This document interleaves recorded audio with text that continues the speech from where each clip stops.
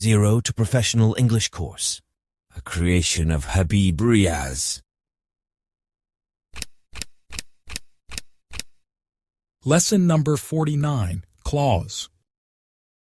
For a better experience of the course, you should buy our book, Golden English, Intermediate Level 2, 0 to Professional English Guide, a golden gift for English learners. What is inside the book? This book is very beneficial for intermediate level students. It contains part of speech, auxiliary verbs or modals, some additional structure of English sentences, 20 stories for Urdu to English practice, direct and indirect, 20 lessons for English text reading and understanding, 35 lessons for English speaking practice, and many more things. I am sure that my book, Golden English, would be a perfect need for English learners, as this will serve as a complete guide to improve their English skills, starting from zero knowledge to advanced levels. Especially translation, English text understanding, and speaking skills, whether starting from zero knowledge to advanced levels. Error is human nature, so if you notice any mistakes in the book, please do not hesitate to inform me. I would be grateful for this act of kindness. If you like, you may share this course with your friends and relatives. To stay updated about our courses and opportunities, please follow us on the links given below in the description. Let's begin with the lesson. बिस्मिल्लाहिर्रहमानिर्रहीम अस्सलामु अलैकुम वरहमतुल्लाहि वबरकातुह। उम्मीद करता हूँ कि आप सब लोग बखैर व आफियत होंगे। आज हम पढ़ेंगे लेसन नंबर 49 और आज के सबक में हम बात करेंगे क्लॉज के बारे में। लेकिन उससे पहले हम रिवाइज करना चाहेंगे। कल के सबक में हमने क्या पढ़ा था? फ्रेज के बारे में पढ़ा था। फ्रेज किसे कहते हैं? फ्रेज कहते हैं अल्फाज के मजमूए को जो अपना मुकम्मल माना अदा नहीं कर सकते। अल्फाज के मजमूए जुमले में इस्तेमाल होंगे लेकिन उनका मुकम्मल माना समझ में नहीं आता है जब तक कि उनके साथ या उनको किसी और के साथ इस्तेमाल ना कर लिया जाए। ख़ास तौर पर इनमें सब्जेक्ट और प्रेडिकेट नहीं होता है। उसके बाद हमने आपको बताया था फ्रेज़ की कुल कितनी किस्में। फ्रेज़ की पहली किस्म नाउन फ्रेज़। नाउन फ्रेज़ किसे कहते हैं? जो नाउन का काम करे। दूसरी किस्म है एडजेक्टिव फ्रेज़। एडजेक्टिव फ्रेज़ किसे कहते हैं? अल्फाज के मजमूए को कहा जाता है जो जुमले में इस्तेमाल होते हैं और सिफत का माना देते हों। एडवर्बियल फ्रेज़ किसे कहते हैं? एडवर्बियल फ्रेज़ उनको कहा जाता है जो जुमले में इस्तेमाल होते हैं और वो एडवर्ब की जगह पर इस्तेमाल होते हों या एडवर्ब का माना देते हों। आगे है प्रीपोजिशनल फ्रेज़। प्रीपोजिशनल फ्रेज़ कहते हैं अल्फाज के मजमूए को जो प्रीपोजिशन के तौर पर इस्तेमाल होते हैं तो उनको हम प्रीपोजिशनल फ्रेज़ का नाम देते हैं। आगे हमने बात की वर्ब फ्रेज़ और मैंने बताया वर्ब फ्रेज़ किसे कहते हैं? वर्ब फ्रेज़ कहते हैं जिसमें हेल्पिंग वर्ब प्लस कोई और वर्ड्स हों, यानी उन अफ़ाल को कहा जाता है जो हेल्पिंग वर्ब या ऑक्सिलरी वर्ब के साथ जुड़े हुए और वर्ब का माना पाया जाए, इसको हम बोलते हैं वर्ब फ्रेज़। आगे हमने आपको बताया था इन्फिनेटिव फ्रेज़। इन्फिनेटिव फ्रेज़ किसे कहते हैं? टू प्लस वर्ब उसके बाद मॉडिफायर होना चाहिए, इसको हम इन्फिनेटिव फ्रेज़ कहते हैं। आगे हमने आपको बताया था जेरन फ्रेंड। जेरन फ्रेंड किसे कहते हैं? जो आईएनजी के साथ इस्तेमाल होते हों और अल्फाज के मजमूए उसमें हों। पार्टिसिपल फ्रेज़ हमने क्या बताया आपको? पार्टिसिपल फ्रेज़ के बारे में बताया कि जो आईएनजी के साथ इस्तेमाल हो, पार्टिसिपल एज ए पार्टिसिपल इस्तेमाल होते हों या वर्ब की थर्ड फॉर्म और मॉडिफायर वगैरह हो तो उसको हम पार्टिसिपल फ्रेज़ का नाम देते हैं। आगे हमने बताया था एब्सोल्यूट फ्रेज़। एब्सोल्यूट फ्रेज़ किसे कहते हैं? एब्सोल्यूट फ्रेज़ कहते हैं कि जिसका असर पूरे जुमले पर उसको बोलते हैं एब्सोल्यूट फ्रेज़। ओके, तो हमारा कल का सबक था। उम्मीद करता हूँ कि आपको समझ में आया होगा। ओके गाइस, तो चलिए शुरू करते हैं अब अपना आज का होमवर्क। उम्मीद करता हूँ कि आपने पढ़ा होगा और आपने समझा होगा और हमारा होमवर्क होगा कि हम आपको शो करेंगे और आपके पास 10 सेकंड का या 15 सेकंड का टाइम रहेगा। आपको जुमलों को पढ़ना होगा और फिर आपको चूज़ करना होगा कौन सा करेक्ट है।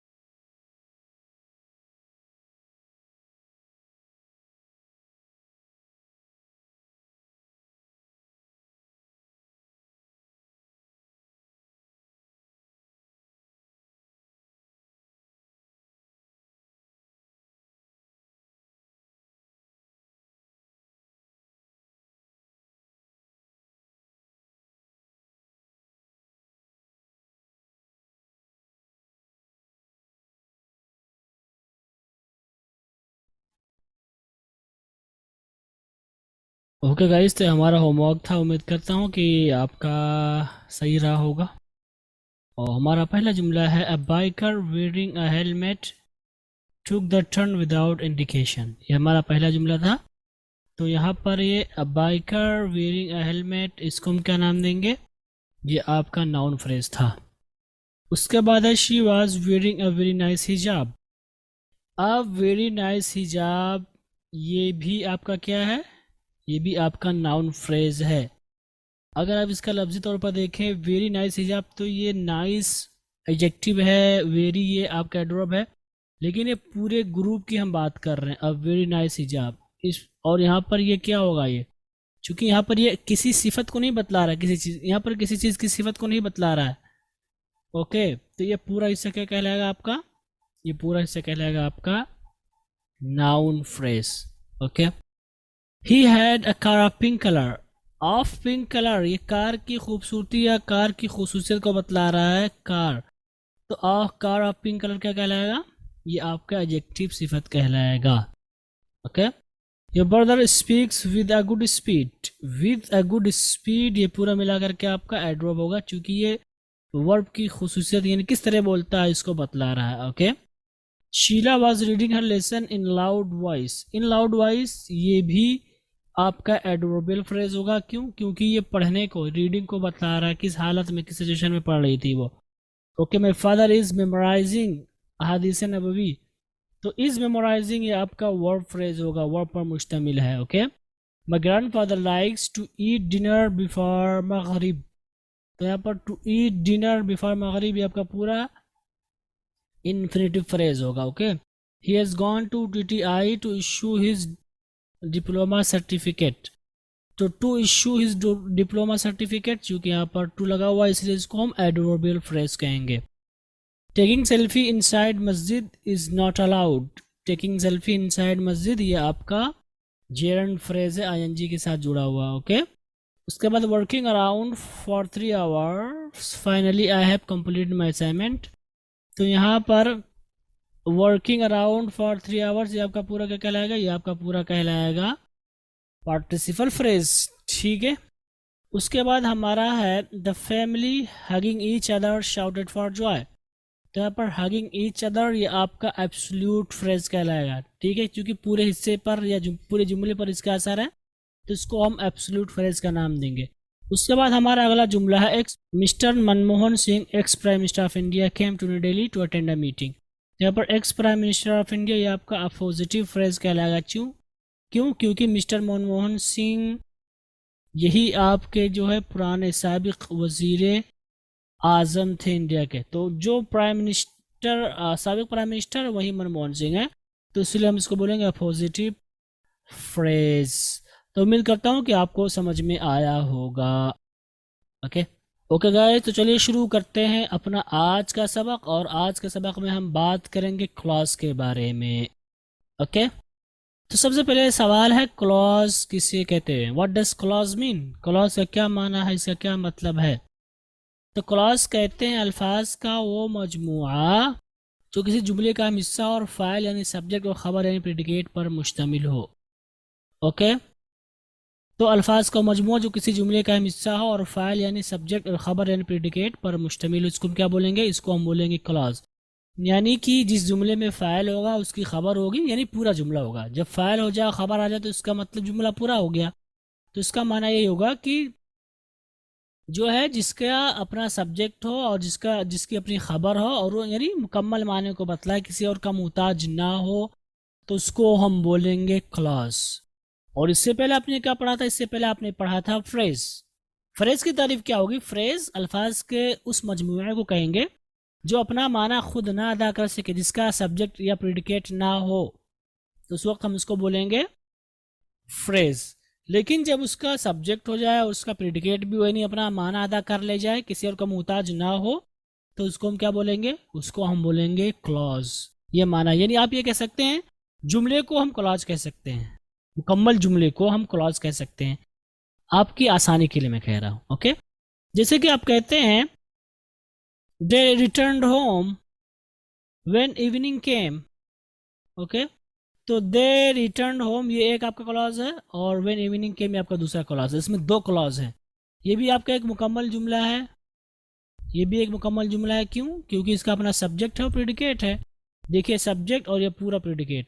तो जिस जुमले के हिस्से में सब्जेक्ट या जुमले का वो हिस्सा जो सब्जेक्ट और प्रेडिकेट पर मुश्तमिल हो उसको हम क्लॉज का नाम देते हैं। So they return home when the evening came, कि वो लोग घर वापस आए जब शाम ढल गई या शाम हो गई।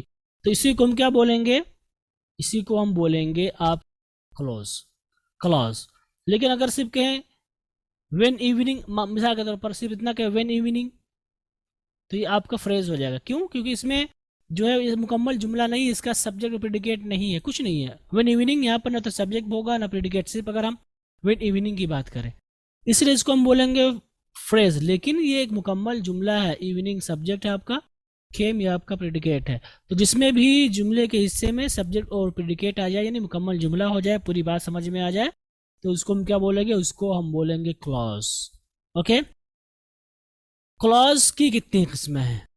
क्लॉज की पहली किस्म है मेन क्लॉज और दूसरी किस्म है सब ऑर्डिनेट क्लॉज। गोया की क्लॉज की कुल दो किस्में हैं। ओके, पहले को हम मेन क्लॉज का नाम देते हैं और दूसरे को हम सब ऑर्डिनेट क्लॉज का नाम देते हैं। ओके, अब हम आगे बात करेंगे मेन क्लॉज की। मेन क्लॉज किसे कहते हैं? तो मेन क्लॉज को हम इंडिपेंडेंट क्लॉज भी कहा जाता है। इंडिपेंडेंट का क्या मतलब होता है? इंडिपेंडेंट का मतलब है मुस्तकिल, आज़ाद, जो किसी का मुहताज ना हो, किसी दूसरी चीज पर मुनहसिर ना हो, यानी किसी और जिसे किसी और चीज की जरूरत ना हो, उसको हम बोलेंगे इंडिपेंडेंट। ओके, तो मेन क्लॉज को हम क्या कहते हैं? मेन क्लॉज को हम इंडिपेंडेंट क्लॉज भी कहते हैं। इससे मुराद अल्फाज का मजमू जिसका अपना फाइल यानी सब्जेक्ट और खबर हो और मुकम्मल माना देता हो, किसी का मुहताज ना हो। ओके, यानी किसी का मुहताज ना हो अपना माना अदा करने के लिए, उसको हम बोलेंगे मेन क्लॉज या इंडिपेंडेंट क्लॉज। ओके, जैसे कि अब्दुल्ला मुझसे मिलने दिल्ली आया। अब्दुल्ला मुझसे मिलने दिल्ली आया, तो इसको आप क्या कहेंगे? इसको आप कहेंगे Abdullah came to meet me in New Delhi, या आप कह सकते हैं Abdullah came to New Delhi to meet me, ये भी आप कर सकते हैं। तो यहाँ पर Abdullah came to meet me in New Delhi, ये पूरा क्या है आपका? ये पूरा जो जुमले का हिस्सा है इसको हम बोलेंगे मेन क्लॉज। देखिए आपका सब्जेक्ट अब्दुल्ला और ये पूरा आपका प्रेडिकेट हो जाएगा। ठीक है, तो ये पूरा क्या कहलाएगा? ये आपका पूरा कहलाएगा क्लॉज। लेकिन सिर्फ आप यही कहें meet me to meet me in New Delhi, सिर्फ इतना कहे तो ये आपका फ्रेज होगा। लेकिन अगर आप पूरे की बात करें तो ये पूरा क्या हिस्सा कहलाएगा? ये आपका पूरा हिस्सा कहलाएगा मेन क्लॉज। जैसे अब्दुल्ला केम, अब्दुल्ला आया, ये आ गया, तो ये भी आपका मेन क्लॉज कहलाएगा। तो देखिए कि ये जो जुमला है Abdullah came to meet in New Delhi, ये जो हिस्सा या जुमला है ये खुद अपना माना अदा कर दे रहा है, इसमें किसी और चीज़ की ज़रूरत नहीं हो रही है, तो इसी को हम बोलेंगे मेन क्लॉज। ओके, जैसे कि वो सब्जियां खरीदने बाजार जा रहा है। वो सब्जियां खरीदने बाजार जा रहा है, इसको आप कैसे कहेंगे? आप कहेंगे he is going to the market to buy vegetables. तो ये जो पूरा हिस्सा है he is going to the market की हम बात करें, यही ले लेते हैं, तो आप देख सकते हैं ये पूरा हिस्सा क्या कहलाएगा? ये पूरा हिस्सा आपका मेन क्लॉज कहलाएगा। अगर आप सिर्फ इसको देखें टू द मार्केट या टू बाय वेजिटेबल्स, तो ये क्या कहलाएगा आपका? ये आपका कहलाएगा फ्रेज, क्योंकि ये पूरा माना अदा नहीं कर पा रहा है, टू द मार्केट बाजार तक या टू बाय वेजिटेबल सब्जियां खरीदना। लेकिन he is going to the market, अगर इसको आप देखेंगे ये भी जुमले का हिस्सा है। इस पूरे को हम क्या कहेंगे? इस पूरे को हम कहेंगे इंडिपेंडेंट क्लॉज या मेन क्लॉज। ओके, ये क्या कहलाएगा? मेन क्लॉज या इंडिपेंडेंट क्लॉज। ठीक, तो ये आपकी क्लॉज की पहली किस्म हुई जिसको हम इंडिपेंडेंट या मेन क्लॉज कहते हैं। इसका मतलब होता है जिसका अपना फाइल हो और प्रेडिकेट हो और वो किसी और चीज़ का मुहताज ना हो। प्रेडिकेट में मफूल भी शामिल है और जो सारी चीज़ें हैं इन्फिनेटिव वगैरह वो भी आ जाएंगी। ठीक है, मेन क्लॉज के बारे में एक चीज़ आपको ध्यान देनी है, वो ये है कि मेन क्लॉज जुमले का अहम जुज़ है, इसके बगैर कोई भी जुमला इंग्लिश में नहीं बन सकता। आप कोई भी जुमला बोले उसमें मेन क्लॉज का होना ज़रूरी है।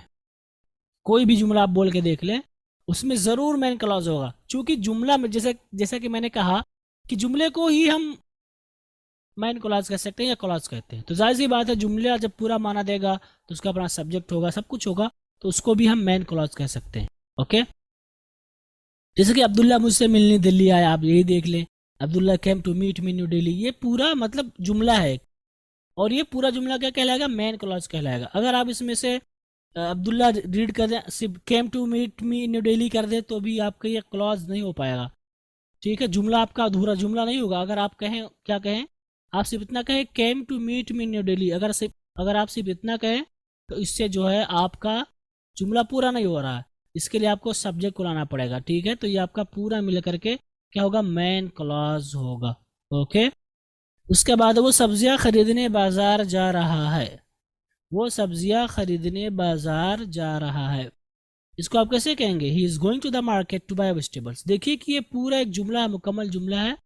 अगर आप इसमें से ही को हटा दें, सिर्फ इज गोइंग टू मार्केट कर दें तो ये आपका वर्ब फ्रेज कहलाएगा। ठीक है, लेकिन आप देख सकते हैं कि पूरा एक जुमला है और ये पूरा एक जुमला जो है ये क्या है, मेन क्लॉज है। इसका अपना सब्जेक्ट है ही और इसका अपना प्रेडिकेट है। तो गोया कि मेन क्लॉज को भी हम सेंटेंस का नाम भी दे सकते हैं, लेकिन सेंटेंस की अपनी अलग तारीफ है, उसका अपना अलग महल है, उसकी अपनी अलग जगह है। यहाँ पर हम क्लॉज की बात कर रहे हैं। तो जब जिसका अपना वो यानी जुमला या जुमले का वही हिस्सा जिसका अपना सब्जेक्ट हो और प्रेडिकेट हो और वो अपना माना अदा करने के लिए किसी और का मुहताज ना हो, तो उसको बोलेंगे मेन क्लॉज। ओके, आगे हम बात करेंगे सब ऑर्डिनेट क्लॉज। सब ऑर्डिनेट क्लॉज का क्या माना होता है, इसका क्या मफहूम है। तो सब ऑर्डिनेट क्लॉज को हम डिपेंडेंट क्लॉज भी कहते हैं। डिपेंडेंट का मतलब होता है मुनहसिर, मुहताज आप कह सकते हैं। तो जब आपको इसका माना पता चल जाए डिपेंडेंट क्लॉज, तो इसका मतलब ये है कि इससे मुराद अल्फाज को मजमू जिसका अपना फाइल यानी सब्जेक्ट को खबर हो। ठीक है, यानी ये भी क्लॉज ही है, तो जाहिर सी बात है जो क्लॉज की तारीफ की गई है वो आएगा। लेकिन कुछ चीजें ऐसी हैं जो इसमें नहीं होंगी, वो है सब ऑर्डिनेट। ठीक है, तो लेकिन मुकम्मल माना ना देता हो, बल्कि मुकम्मल माना देने के लिए वो किसी इंडिपेंडेंट क्लॉज का मुहताज हो। इंडिपेंडेंट क्लॉज यानी मेन क्लॉज। तो गोया कि ये भी क्लॉज है, डिपेंडेंट क्लॉज भी और इंडिपेंडेंट क्लॉज भी। लेकिन जो डिपेंडेंट क्लॉज होगा इसकी तारीफ से ही आपको अंदाजा हो जाएगा कि ये किसी का मुहताज होगा। ये किस चीज का मुहताज होगा, मेन क्लॉज का मुहताज होगा। मेन क्लॉज किसे कहते हैं, जिसका अपना सब्जेक्ट और प्रेडिकेट हो, किसी का मुहताज ना हो। ठीक है, यानी ये मुहताज होगा उसका जो किसी का मुहताज ना हो। और यहाँ पर एक चीज आपको ध्यान में रखनी, वो ये है कि डिपेंडेंट क्लॉज यानी जो किसी का मुहताज होता है, इसकी इब्तिदा आमतौर पर सब ऑर्डिनेटिंग कंजंक्शन या रिलेटिव प्रोनाउन से होती है। एक पहचान के तौर पर आप इसको ले सकते हैं कि डिपेंडेंट क्लॉज, आप ये भी कह सकते हैं डिपेंडेंट क्लॉज कहते हैं जुमले के उस हिस्से को जिसकी इब्तिदा सब ऑर्डिनेट कंजंक्शन या रिलेटिव प्रोनाउन से हो, उसको आप ये इस तौर पर भी जान सकते हैं। ओके, सब ऑर्डिनेटिंग कंजंक्शन जैसे कि आप देख सकते हैं बहुत सारे हैं, फॉर है, एज है, सिंस है, देयरफॉर है, हेंस है, कंसिक्वेंटली है, दो है, ड्यू है, प्रोवाइडेड डेट है, बिकॉज है, अनलेस है, वंस है, वाइल है, व्हेन है, व्हेन एवर है, वेयर है, वेयरएवर है। तो इन सबको हम क्या बोलेंगे, इन सबको हम बोलेंगे सब ऑर्डिनेटिंग कंजंक्शन। तो जुमले का वो हिस्सा जिसका अपना सब्जेक्ट हो, प्रेडिकेट हो, लेकिन उसकी शुरुआत इनमें से किसी एक के साथ होगी, तो उसको हम सब ऑर्डिनेट क्लॉज का नाम देंगे। ठीक है, एक चीज मैंने बताई थी जिसकी इब्तिदा रिलेटिव प्रोनाउन से भी हो, यानी जिसमें रिलेटिव प्रोनाउंस होगा उसको भी हम सब ऑर्डिनेट क्लॉज कहेंगे। और रिलेटिव प्रोनाउंस आपने पढ़ा जैसे कि डेट है, विच है, वू है, वूम है, विच एवर है, वू एवर है, हुम एवर है और हुज है।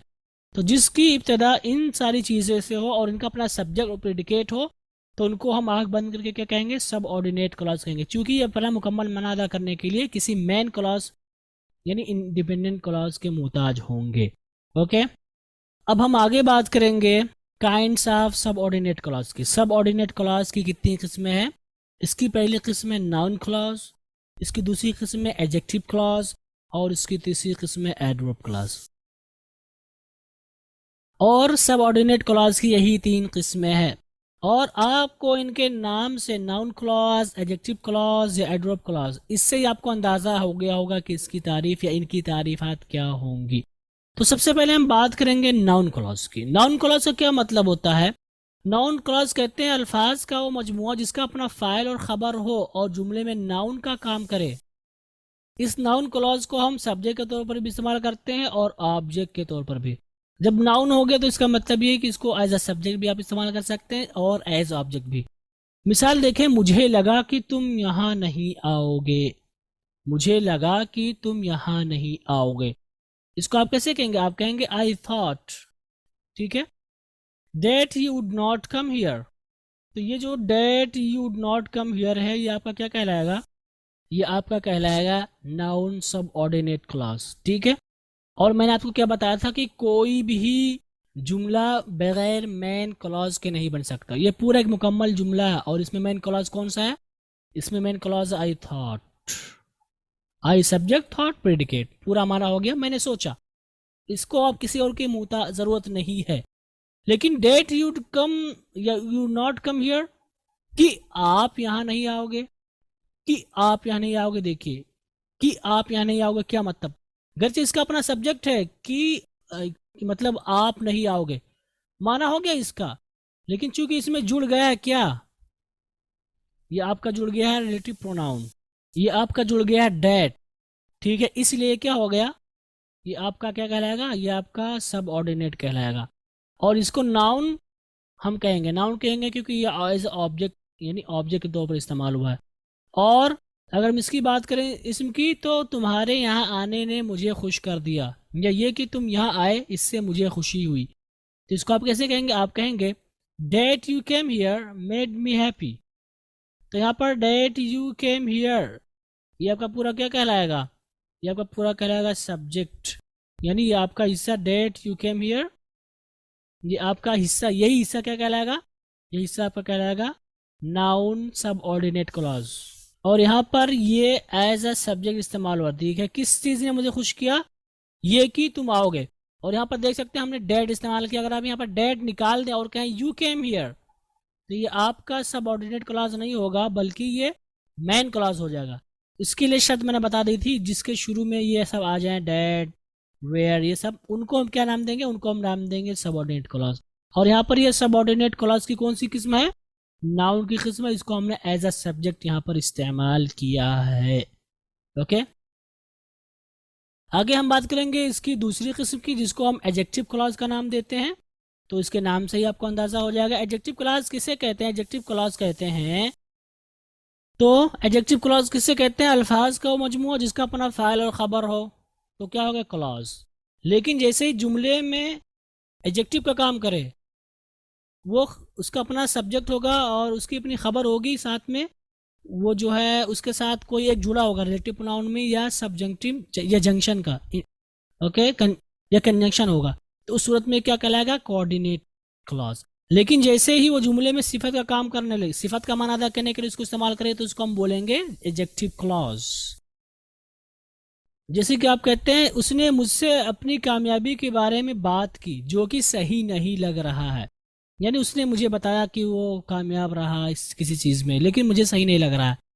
तो इसको आप कैसे कहेंगे? आप कहेंगे he talk to me about his success, that sounds untrue. तो यहाँ पर डेट साउंड्स अनट्रू ये आपका क्या कहलाएगा? ये आपका कोऑर्डिनेट क्लॉज कहलाएगा। कोऑर्डिनेट क्यों कहलाएगा? क्योंकि ये डेट इस्तेमाल हुआ है, डेट के साथ इस्तेमाल हुआ, ओके। और यहाँ पर डेट सब्जेक्ट भी होगा।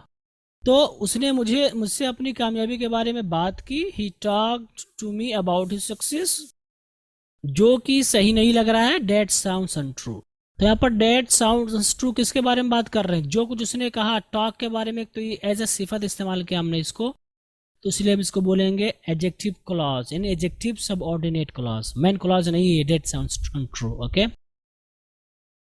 एक मिसाल देखें, मैंने किताब खरीदी है जिसमें ग्रामर के बारे में एक अच्छी सी फसल है।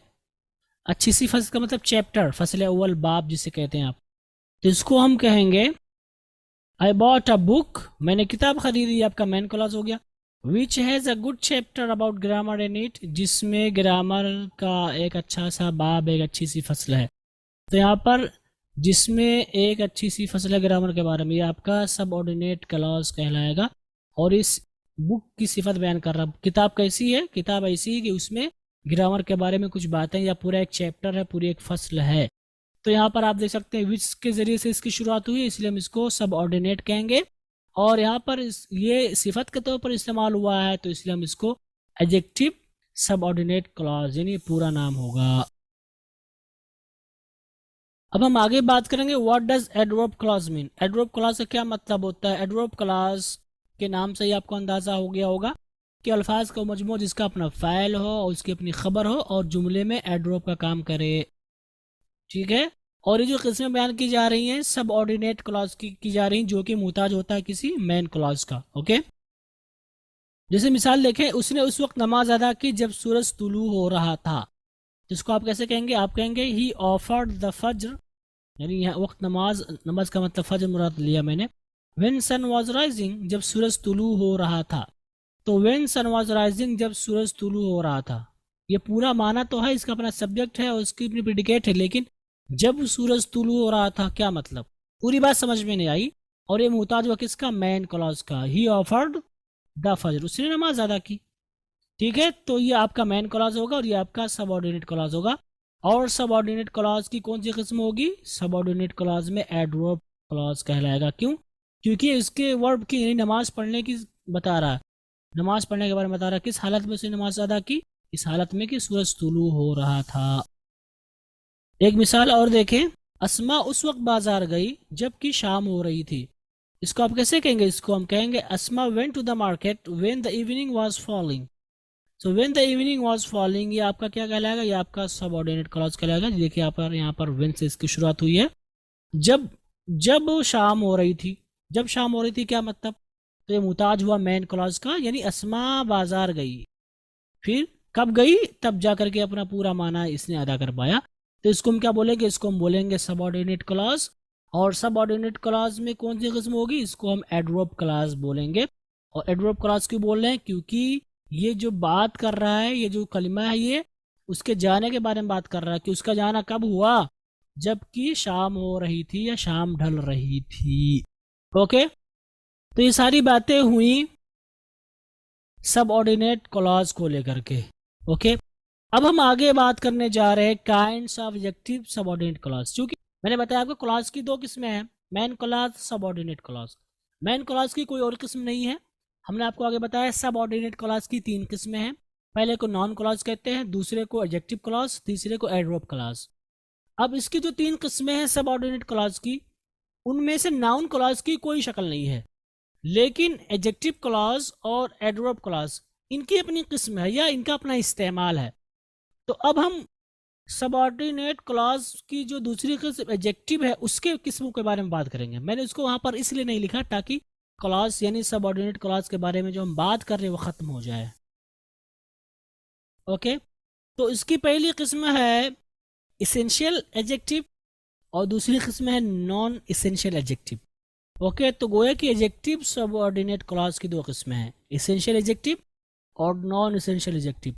और इनके नाम से आपको अंदाजा हो जाएगा, इसेंशियल का मतलब होता है ज़रूरी, नॉन इसेंशियल का मतलब होता है गैर ज़रूरी, ठीक है।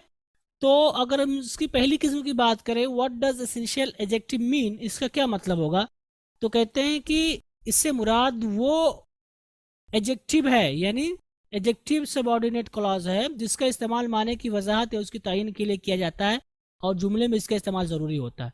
यानी जब सबऑर्डिनेट क्लॉज का इस्तेमाल जुमले में ज़रूरी हो जाए और वो सिफत का माना दे तो उसको हम बोलेंगे एसेंशियल एडजेक्टिव सबऑर्डिनेट क्लॉज।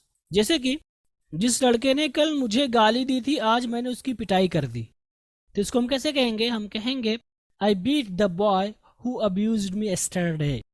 तो यहाँ पर हु अब्यूज्ड मी यस्टरडे, जिसने कल मुझे गाली दी थी, जिसने कल मुझे गाली दी थी, ये आपका सबऑर्डिनेट क्लॉज है। और सबऑर्डिनेट क्लॉज में एडजेक्टिव है, एडजेक्टिव की है क्योंकि ये बॉय की सिफत, कौन सा लड़का, यानी जिसने मुझे गाली दी थी।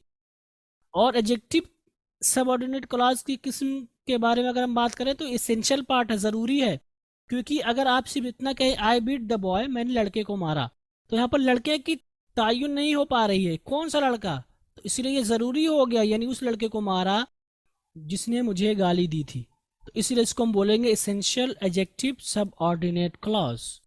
ओके, अगर हम इसकी दूसरी किस्म की बात करें जो कि नॉन एसेंशियल एडजेक्टिव है, तो उसकी तारीफ क्या होगी? इसकी तारीफ से आप, इसके नाम से आपको अंदाज़ा हो जाएगा कि जो ज़रूरी ना हो, तो इसकी तारीफ भी वही है वो। और तारीफ क्या है? तारीफ ये है कि इससे मुराद वो एडजेक्टिव है जिसका इस्तेमाल जुमले में उस वक्त करते हैं जब इसमें इसम या ज़मीर की तायीन हो और हम उसके माने में इजाफा करना चाहते हैं। यानी हम बात कर रहे हैं जिसके बारे में, जिसके लिए हम सिफत को ला रहे हैं, उसका तायन हो, ख़ास हो, लेकिन फिर भी हम उसका इस्तेमाल कर लेते हैं ताकि थोड़ी सी इजाफी माना अदा कर दें या थोड़ा सा उसमें इजाफा कर दें। ठीक है, जैसे कि आप कहते हैं कल मैंने जैद को मारा, जो कि सारे लोगों को गाली देता था। कल मैंने जैद को मारा जो कि सारे लोगों को गाली देता था। तो इसको आप कैसे कहेंगे? आप कहेंगे yesterday I beat Zaid who abuses all the people. Who abuses all the people, जो सारे लोगों को गाली देता है, यहाँ पर था, गलती से हो गया। हु अब्यूजेस, जो गाली देता है, ऑल द पीपल, सारे लोगों को। तो यहाँ पर जैद एक ऐसा इंसान है जो कि मारूफ है, आप सामने वाला जैद को जानता है, लेकिन फिर भी चूंकि खास नाम है तो जरूरत नहीं थी इसकी कि जो गाली देता, क्योंकि जैद कहने से लोग समझ गए थे, लेकिन फिर भी थोड़ा सा इजाफा कर दिया माने में। ठीक है, लेकिन अगर जैद कई सारे हो जाएं, सिर्फ एक मुराद ना हो, तो उस वक्त आप इसको एसेंशियल कह सकते हैं। लेकिन चूंकि एक ही जैद है तो वो मुराद वही है, वही माना जाएगा, तो इसीलिए हम इसको कहेंगे नॉन एसेंशियल। क्योंकि कभी कभी ऐसा होता है एक ही गांव में या एक ही घर में दो नाम के दो लोग हो जाते हैं। ठीक है, एक ही नाम के दो लोग आपको मिल जाएंगे, तो उस सूरत में आपके लिए ज़रूरी हो जाएगा। तो जहाँ ज़रूरी होगा उसको हम एसेंशियल सबऑर्डिनेट एडजेक्टिव क्लॉज कहेंगे, और जहाँ पर ज़रूरी ना हो उस वक्त हम कहेंगे non essential subordinate adjective clause. Okay, तो इसको हम ये नाम देंगे। तो ये सारी बातें थी एडजेक्टिव सबऑर्डिनेट क्लॉज के बारे में, जो कि सबऑर्डिनेट क्लॉज की दूसरी किस्म है। अब हम आगे बात करेंगे kinds of adverb subordinate clause. Adverb subordinate clause की कुल कितनी किस्में हैं? इसकी बहुत सारी किस्में हैं, जिसमें से पहली किस्म है टाइम, दूसरी किस्म है प्लेस, तीसरी किस्म है पर्पस, चौथी किस्म है कॉज, पांचवी किस्म है कंडीशन, छठी किस्म है रिजल्ट, सातवीं किस्म है कंपैरिजन, आठवीं किस्म है सपोजिशन और कंसेशन। ओके, तो ये सारी 8 किस्में हैं किसकी? एडवर्ब सबऑर्डिनेट क्लॉज की। ओके, और अगर आप पीछे जाएं एडवर्ब के बारे में आपने जहाँ पे पढ़ा था तो वहाँ पर आपने पाया होगा ये सारी किस्में वहाँ पर थी। एडवर्ब के बारे में अगर आप जाएं और उसको फिर से पढ़ें तो आपको अंदाज़ा होगा कि ये सारी किस्में वहाँ पर थी। तो चूंकि एडवर्ब हो गया तो इसका मतलब ये कि इसका इस्तेमाल इन्हीं के लिए किया जाएगा। ओके, तो अब हम एक एक करके पढ़ेंगे, और इसमें से अगर हम बात करें एडवर्ब क्लॉज ऑफ टाइम की, तो इसका मतलब इसकी तारीफ क्या होगी? इसकी तारीफ वही होगी कि जो वक्त को बतलाए। ठीक है, और आमतौर पर ये when you are, while, after, before, since, as वगैरह जैसे कंजंक्शन या सबऑर्डिनेट कंजंक्शन से शुरू होते हैं। ठीक है, तो जो वक्त को बतलाए, जो कोऑर्डिनेट क्लॉज वक्त को बतलाए, जिसकी शुरुआत व्हेन एवर या व्हाइल या आफ्टर इन सब से हो, उसको हम बोलेंगे एडवर्ब क्लॉज ऑफ टाइम, यानी adverb clause of subordinate. Okay, जैसे कि आप कहते हैं जब आपकी बात पूरी हो जाए तो उस वक्त आप हमें छोड़ सकते हैं, हम या जा सकते हैं। तो इसको आप कैसे कहेंगे? आप कहेंगे you may leave as when you have completed your talk. So when you have completed your talk, ये पूरा आपका क्या है? सबऑर्डिनेट क्लॉज है। और सबऑर्डिनेट क्लॉज में क्या है? एडवर्ब सबऑर्डिनेट क्लॉज है। और एडवर्ब सबऑर्डिनेट क्लॉज में कौन सा है? टाइम, क्योंकि ये वक्त को बतला रहा है। जब आपका काम हो जाए तब आप हमें छोड़ सकते हैं, तो इसको बोलेंगे एडवर्ब क्लॉज ऑफ टाइम। तो यहाँ पर गर्चे मैंने सिर्फ एडवर्ब क्लॉज ऑफ टाइम लिख दिया, लेकिन यहाँ पर आप वही माना लेंगे। ओके, यानी subordinate adverb clause of time. ठीक, इसकी दूसरी किस्म है और एडवर्ब क्लॉज ऑफ प्लेस। तो इसकी तारीफ यानी जो जगह को बतलाए, तो जो जगह को बतलाएगा उसको बोलेंगे एडवर्ब क्लॉज ऑफ प्लेस, जैसे कि वेयर या वेयर एज। चूंकि यही अक्सर इस्तेमाल होते हैं तो इनको हम बोलेंगे एडवर्ब क्लॉज ऑफ प्लेस। जैसे कि मैं चाबी वहाँ रखता हूँ जहाँ मैं उसे ज़रूरत के वक्त पा सकूँ, या वहीं रखता हूँ भी आप कर सकते हैं। तो इसको आप कहेंगे I put the key where I can find it in the time of need या at the time of need. तो यहाँ पर where I can find it on the time या at the time of need, यह पूरा आपका क्या कहलाएगा? यह आपका कहलाएगा एडवर्ब सबऑर्डिनेट क्लॉज। और एडवर्ब सबऑर्डिनेट क्लॉज में क्या कहलाएगा? Adverb subordinate clause of place, यहाँ पर आप वेयर का मतलब जगह के माने में ले रहे हैं। ओके, आगे हम बात करेंगे एडवर्ब क्लॉज ऑफ पर्पस। इसकी तीसरी किस्म है एडवर्ब क्लॉज ऑफ पर्पस। ठीक है, तो पर्पस का मतलब मकसद होता है, तो हम कहेंगे जिसका इस्तेमाल मकसद बतलाने के लिए किया जाए। और तो इसकी पहचान ये है कि आम तौर पर इसकी शुरुआत सो डैट या इन ऑर्डर टू या लेस्ट इस तरह के सबऑर्डिनेट कंजंक्शन से इसकी शुरुआत होगी, तो इसको बोलेंगे एडवर्ब क्लॉज ऑफ पर्पस, यानी जो मकसद को बताने के लिए इस्तेमाल किया जाए। जैसे कि आप कहते हैं मैं अलार्म सेट करूंगा ताकि मैं वक्त पर उठ सकूं, तो इसको आप कैसे कहते हैं अंग्रेजी में? अंग्रेजी में आप इसको कहते हैं I will set the alarm so that I can get up on the time. तो so that I can get up on the time, ये आपका जो पूरा है ये क्या है? ये आपका एडवर्ब सबऑर्डिनेट क्लॉज है। और इसमें कौन सी किस्म है? Adverb subordinate clause of purpose, जो मकसद को बतला रहा है। सो डैट से हमने इसकी शुरुआत की। ओके, तो ये आपका हिस्सा क्या कहलाएगा? ये आपका हिस्सा कहलाएगा adverb clause of purpose. Okay, इसकी अगली किस्म में एडवर्ब क्लॉज ऑफ कॉज या रीजन। तो रीजन का मतलब आप जानते हैं सबब या वजह, तो उसकी तारीफ होगी जो वजह को बतलाए। ठीक है, और इसकी शुरुआत आमतौर पर बिकॉज या एज या सिंस या डेट जैसे सब ऑर्डिनेटिंग कंजंक्शन से होती है। इसकी मिसाल आप देखें, मैंने अपनी कार बेच दी क्योंकि मुझे उसका रंग पसंद नहीं था। तो इसको आप कैसे कहेंगे? इसको आप कहेंगे I sold my car because I did not like its colour.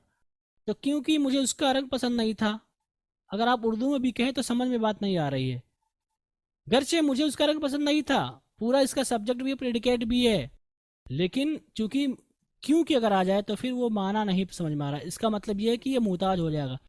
तो because I did not like its colour, ये आपका सबऑर्डिनेट क्लॉज होगा जो कि मुहताज है मेन क्लॉज का। आई सोल्ड माई कार, मैंने अपनी कार बेच दी।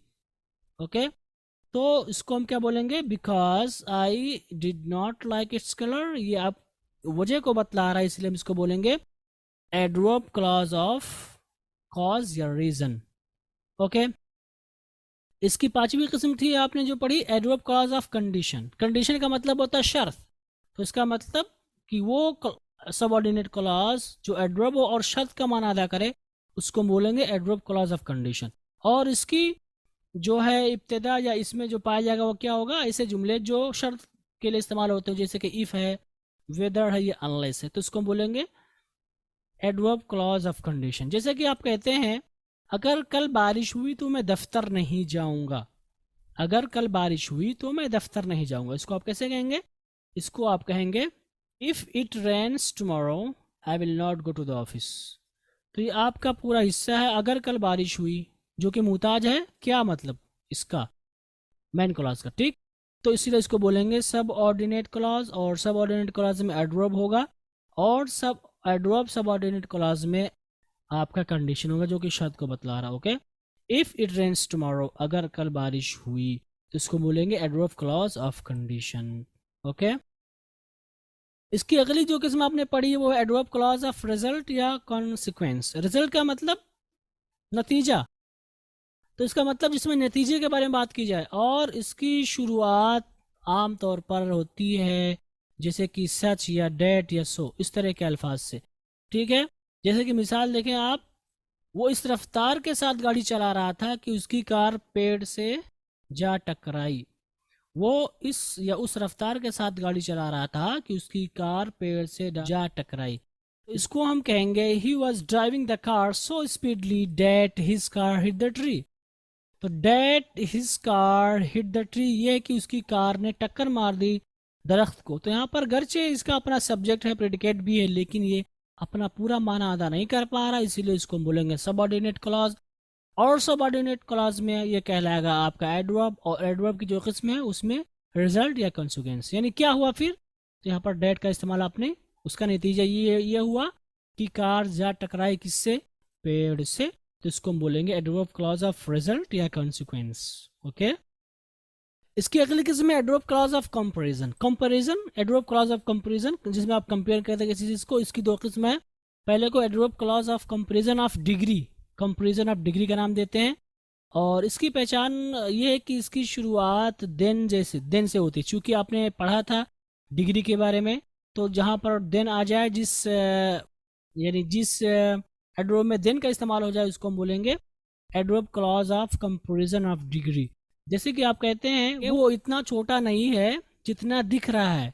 जैसे he is not younger than he looks, तो यहाँ पर देन ही लुक्स, यहाँ पर देन आया हुआ है जो कि कंपैरिजन के लिए आया हुआ है, तो इसीलिए इसको हम बोलेंगे adverb clause of comparison of degree. एक तो आपने पढ़ा कि इसका इस्तेमाल हम देन के जरिए करते हैं, या कंपैरिजन ऑफ डिग्री में आपका एज भी आ सकता है। एक तो आपने देन पढ़ा, या दूसरा एज भी आ सकता है, ठीक है, उसको भी हम कंपैरिजन ऑफ डिग्री कहेंगे। जैसे कि आप कहते हैं वो इतना मेहनती है जितना कि वो ज़हीन है, तो आप कहेंगे he is as hard work as he is smart. He is as hard work, वो इतना ज़हीन है या उतना मेहनती है, एज ही इज स्मार्ट, जितना कि वो जहीन है, जितना कि वो ज़हीन है। तो यहाँ पर एज ही इज स्मार्ट, जितना कि वो ज़हीन है, एज की वजह से यहाँ पर आप कंपेयर कर रहे हैं, यानी दोनों के दरमियान एक ही चीज़, यानी एक ही मुआवजा पाया गया, एक जैसा ही है, ठीक है। तो इसकी इब्तिदा या तो देन से होगी या फिर एज से होगी, और इसमें आप कंपेयर करेंगे तो इसको हम बोलेंगे adverb clause of comparison of degree. Okay, इसकी अगली किस्म है एडवर्ब क्लॉज ऑफ कंपैरिजन की, जो कि मैंने बताया 2 किस्में हैं। इसकी अगली किस्म है adverb clause of comparison of manner. Manner का मतलब हाव भाव, रवैया, ठीक है। तो गोया कि जिसमें रवैये के बारे में बात की जाएगी, जैसे कि इसकी इब्तिदा भी हम एज के साथ ही करते हैं, यानी इसमें एज ही के जरिए करेंगे, लेकिन इसका माना अलग होगा। इसमें कंपैरिजन नहीं पाया जाएगा, पहले वाले में कंपैरिजन पाया जाएगा, इसमें कंपैरिजन नहीं पाया जाएगा। जैसे कि आप कहते हैं तुम जिस कदर मेहनत करोगे उतनी ही कामयाबी मिलेगी, इसको हम बोलेंगे as you work hard you will get success. As you work hard you will get success. Okay, तो यहाँ पर एज का इस्तेमाल आपने किस तौर पर किया है? एज का इस्तेमाल आपने मैनर को बतलाने के लिए, मिकदार को बतलाने के लिए किया है। तो यहाँ पर ये एज यू वर्क हार्ड, ये आपका हिस्सा क्या कहलाएगा? ये आपका हिस्सा कहलाएगा adverb clause of comparison of manner. तो ये कंपैरिजन की भी 2 किस्में हैं। ओके, इसकी अगली किस्म है एडवर्ब क्लॉज ऑफ कंपोजिशन या कंसेशन, ठीक है। तो इसकी शुरुआत हम आम तौर पर दो या ऑल द इवन इफ से करते हैं। कंसेशन का मतलब होता है बावजूद ये कि, यानी उल्टे के माने में आप ले सकते हैं। ओके, यानी ये चीज़ होने के बावजूद भी ऐसा है, तो उस वक्त हम इसको बोलेंगे कंसेशन। जैसे कि कहते हैं गरचे मैं अमीर हूँ फिर भी मेरा दिल, या मैं रहम दिल हूँ। और आमतौर पर आपको मिलेगा कि जो नए नए रईस हो जाते हैं वो बहुत ज़्यादा उनके अंदर गर्मी आ जाती है, आमतौर पर वैसा है, ज़रूरी नहीं कि सारे हों। ओके, तो यहाँ पर आप कहेंगे दो आई एम रिच, गरचे मैं अमीर हूँ, गरचे मैं अमीर हूँ। तो यहाँ देखिए कि ये वजह पाई गई, फिर भी उसका उल्टा हो रहा है, आई एम काइंड हार्टेड, फिर भी मैं क्या हूँ? मैं रहम दिल हूँ। तो इस दो आई एम रिच ये आपका सबऑर्डिनेट क्लॉज कहलाएगा। सबऑर्डिनेट क्लॉज क्यों कहलाएगा? क्योंकि इसकी इब्तिदा दो से हो रही है, और ये कि अपना माना अदा करने के लिए किसी मेन क्लॉज का मुहताज है। और जो सबऑर्डिनेट क्लॉज की किस्म है उसमें से ये एडवर्ब है, और एडवर्ब की जो किस्म है उसमें से क्या है? कंपोजिशन है या कंसेशन है। ओके गाइस, तो ये आज का हमारा सबक था जो कि क्लॉज के बारे में था। और क्लॉज की इतनी ज़्यादा ज़रूरत ना तो पढ़ने में पड़ती है ना लिखने में पड़ती है। हाँ, कहीं कहीं लिखने में इसकी ज़रूरत पड़ जाती है, ख़ास तौर पर जब हम एपिस्ट्रॉफी कॉमा वगैरह की बात करें तो यहाँ पर आपको इसकी ज़रूरत पड़ेगी, या ये कि आपको इसकी ज़रूरत इम्तिहान में पड़ेगी।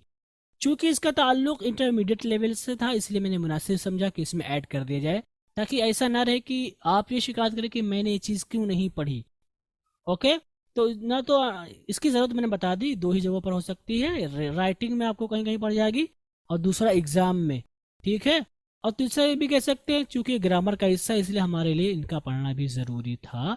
तो क्लॉज और फ्रेज के बारे में हमने तफसील के साथ आपको बता दिया। तो गाइस, तो आज के सबक का खुलासा ये है कि आज हमने बात की क्लॉज के बारे में। क्लॉज किसे कहते हैं? क्लॉज कहते हैं अल्फाज का मजमू जिसका अपना अहम हिस्सा हो और फाइल, यानी उसमें फाइल सब्जेक्ट हो, अपना माना अदा कर ले जाए, उसको हम बोलेंगे क्लॉज। जैसे कि दे रिटर्न होम, ये भी आपका एक क्लॉज, सब्जेक्ट प्रेडिकेट है, इसका माना आधा हो जा रहा है। व्हेन इवनिंग केम, ये भी आपका क्लॉज है, ठीक।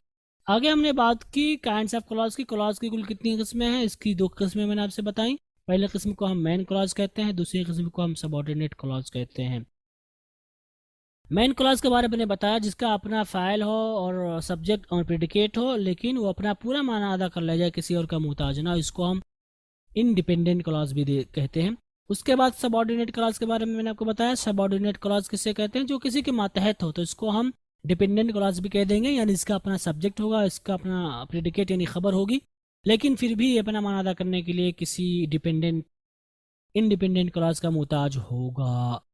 ओके, आगे हमने बात की सबऑर्डिनेट क्लॉज को लेकर के, और मैंने बताया कि सबऑर्डिनेट क्लॉज की पहचान आमतौर पर होती है जब उसका शुरुआत या उसकी इब्तदा सबऑर्डिनेटिंग कंजंक्शन से हो, और यहाँ पर ये सारे कंजंक्शंस आपके सामने हैं, या इसकी शुरुआत रिलेटिव प्रोनाउन से हो, और रिलेटिव प्रोनाउंस को आपने अभी कुछ दिनों पहले पढ़ा है, जो आपके सामने एक बार फिर हाजिर हैं।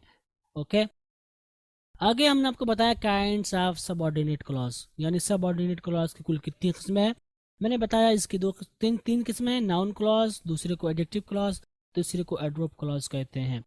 नाउन क्लॉज किसे कहते हैं, नाउन क्लॉज कहते हैं अल्फाज के उस मजमूए को जिसका अपना सब्जेक्ट हो, प्रेडिकेट हो, जुमले में नाउन का काम करे, लेकिन किसी इंडिपेंडेंट यानी मेन क्लॉज का मुहताज हो। इसको हम एज अ सब्जेक्ट और एज ऑब्जेक्ट दोनों इस्तेमाल कर सकते हैं। एडजेक्टिव क्लॉज किसे कहते हैं, एडजेक्टिव क्लॉज कहते हैं अल्फाज का मजमू जिसका अपना फ़ाइल हो या और उसकी अपनी खबर हो, लेकिन पूरा माना अदा करने के लिए किसी डिपेंडेंट क्लॉज का मुहताज हो, और ये जुमले में एडजेक्टिव का काम करे। इसकी तीसरी किस्म एडवर्ब क्लॉज है। एडवर्ब क्लॉज किसे कहते हैं, एडवर्ब क्लॉज कहते हैं अल्फाज का मजमू जिसका अपना नाउन हो, उसकी अपनी खबर हो, और जुमले में एडवर्ब का काम करे, तो उसको बोलेंगे एडवर्ब क्लॉज। ओके, आगे हमने आपको बताया था कि ये सारी किस्में किसके बारे में थी, सबऑर्डिनेट क्लॉज के बारे में थी। लेकिन सबऑर्डिनेट क्लॉज की जो किस्में हैं उनकी भी कुछ किस्में हैं जिसमें से नाउन कोई किस्म नहीं, अलबत्ता एडजेक्टिव क्लॉज या एडजेक्टिव सबऑर्डिनेट क्लॉज की 2 किस्में हैं। पहले को हम बोलते हैं एसेंशियल एडजेक्टिव, दूसरे को हम नॉन एसेंशियल एडजेक्टिव। यहाँ पर एसेंशियल एडजेक्टिव का मतलब ये है एसेंशियल एडजेक्टिव सबऑर्डिनेट क्लॉज और नॉन एसेंशियल सब adjective subordinate clause. Okay, essential किसे कहते हैं, एसेंशियल कहते हैं जिसका इस्तेमाल ज़रूरी हो जुमले में, और नॉन एसेंशियल कहते हैं जिसका इस्तेमाल ज़रूरी ना हो, लेकिन हम ऐसे ही ले आते हैं थोड़ी सी और वजाहत के लिए, थोड़ा सा माने में इजाफा करने के लिए। आगे हमने आपको बताया एडवर्ब सबऑर्डिनेट क्लॉज की किस्मों के बारे में, और मैंने बताया इसकी बहुत सारी किस्में, जिसमें से पहला टाइम है, दूसरा प्लेस है। टाइम जो टाइम के बारे में बतलाए, प्लेस जो जगह के बारे में बात करे, पर्पस जो मकसद के बतलाए, और कॉज जो वजह को बतलाए, और कंडीशन जो शर्त को बतलाए, और रिजल्ट जो नतीजे को बतलाए, और कंपेरिजन जिसमें कंपेयर किया जाए 2 चीज़ों को, और इसकी 8वीं किस्म और आखिरी किस्म है सपोजिशन और कंसेशन, यानी जिसमें किसी चीज़ का उल्टा हो। तो ये सारी किस्में किसकी, kinds of adverb subordinate clause की। हमारा सबक था, उम्मीद करता हूँ कि आपको समझ में आया होगा। ओके गाइस, चलिए आगे चलते हैं और अपना होमवर्क लेते हैं। आज के होमवर्क में ये चंद जुमले आपके लिए, और इनमें आपको पता करना है क्लॉज की कौन सी किस्म है। ओके, और यहाँ पर होमवर्क आपको दिखेंगे, आपको हो सकता है कि मेन क्लॉज के तौर पर सिर्फ आए या सबऑर्डिनेट क्लॉज के तौर पर आए, या हो सकता है कि सबऑर्डिनेट क्लॉज की जो किस्में हैं नाउन क्लॉज, एडजेक्टिव क्लॉज और एडवर्ब क्लॉज उसकी शक्ल के तौर पर हम ऑप्शन में दे दें। और ये भी हो सकता है कि एडवर्ब क्लॉज की जो आपने 8 किस्में पढ़ी हैं, ठीक है, उनमें से कोई एक हो, तो ऑप्शन में आपको दिखाया जाएगा, उन्हीं में से आपको चुनना पड़ेगा। ठीक है, तो आपको इनको पढ़ना है, आपको पहले सबक को पढ़ना होगा, इसको समझना होगा, फिर आपको ये होमवर्क करना होगा। तो उम्मीद करता हूँ इंशाल्लाह आप इसको कर कर मैच करेंगे हमारे साथ। इन्हीं उम्मीदों के साथ हम आपको पढ़ा रहे हैं कि आप मेहनत कर रहे हैं, और इसी के साथ आज का हमारा सबक ख़त्म हुआ। उम्मीद करता हूँ कि आपको समझ में आया होगा। इन्हीं कलिमात के साथ आपसे रुखसत होते हैं। इंशाल्लाह हमारी मुलाकात अगले सबक में होगी। वस्सलामु अलैकुम वरहमतुल्लाहि वबरकातुहू।